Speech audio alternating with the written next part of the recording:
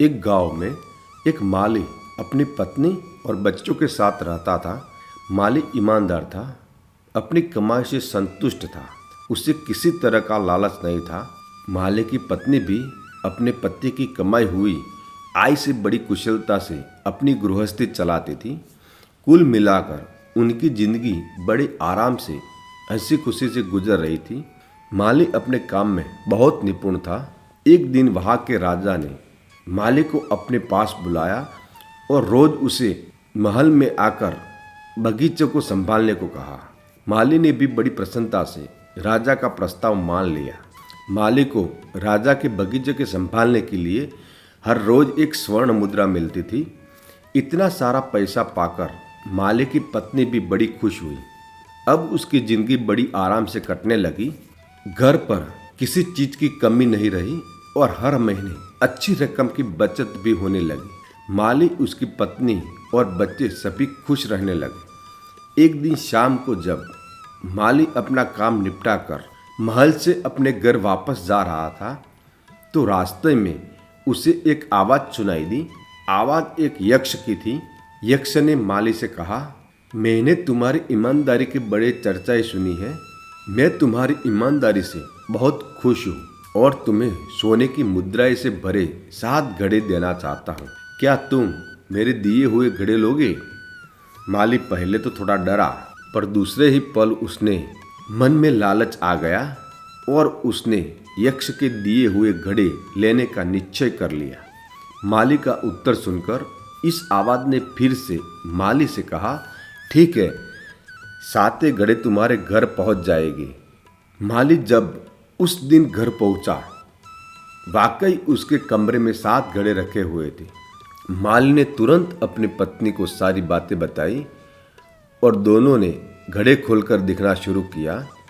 उसने देखा कि 6 घड़े तो पूरे भरे हुए थे, पर 7वां घड़ा आधा खाली था।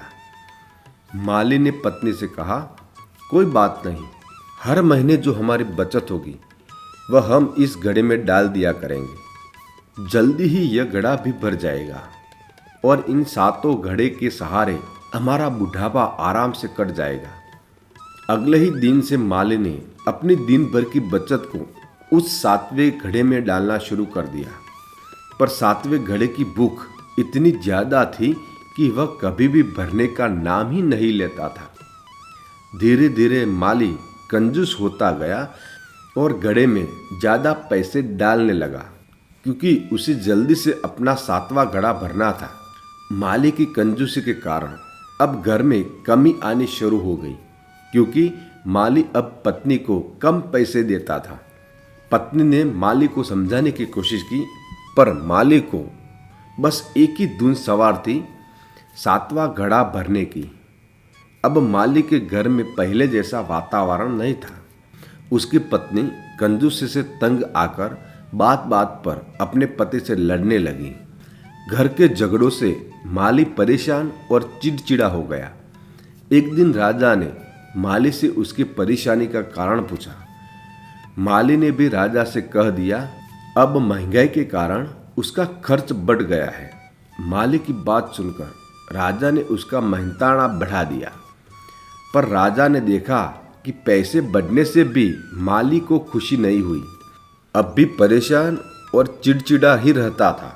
एक दिन राजा ने माली से पूछ ही लिया कि कहीं उसे यक्ष ने 7 घड़े तो नहीं दे दिए हैं। माली ने राजा को 7वें घड़े के बारे में सच सच बता दिया। तब राजा ने माली से कहा कि 7वें घड़े यक्ष को वापस कर दो, क्योंकि 7वां घड़ा साक्षात लोभ है। उसकी भूख कभी नहीं मिटती। घर लौटकर 7 घड़े यक्ष को वापस कर दिए। घड़ों के वापस जाने के बाद का जीवन फिर से खुशियों से भर गया था। ये कहानी हमें यह सीख देती है कि कभी लोभ नहीं करना चाहिए। भगवान ने हम सभी को अपने कर्मों के अनुसार चीजें दी ही है।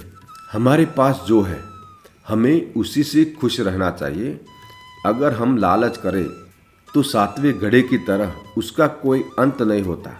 हमारे जीवन की सुख शांति बिगड़ने के कारणों में से सबसे बड़ा कारण है लोभ। शांति से बैठकर सोचिएगा, अन्यथा लोभ के कारण मनुष्य हमेशा दुखी रहता है, क्योंकि लोभ एक ऐसी चीज़ है जो जीवन में हमको अच्छी तरह से जीने नहीं देती। तो दोस्तों, हमको जीवन में कभी भी लोभ नहीं करना चाहिए।